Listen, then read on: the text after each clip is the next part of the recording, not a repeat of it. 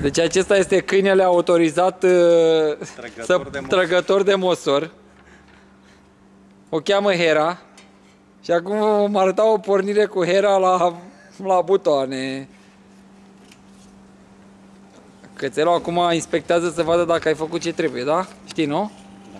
Câinele? În spate la rezervor te uiți, da, aici la rezervor e foarte bine. Da, uite, ăsta e rezervorul. E bine cum l-a făcut Florin? Ia vezi, maneta asta cum e? Cine e acolo? Ia uitați-vă. Uitați-vă puțin. Da.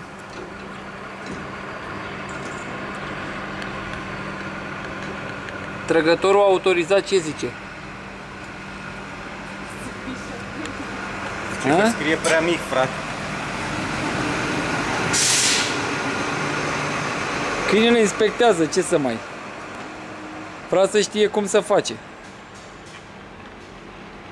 Ai grijă de cățel că vrea să pornească. Așa. Bravo. Asta este poziția ideală. Este trăgătorul autorizat.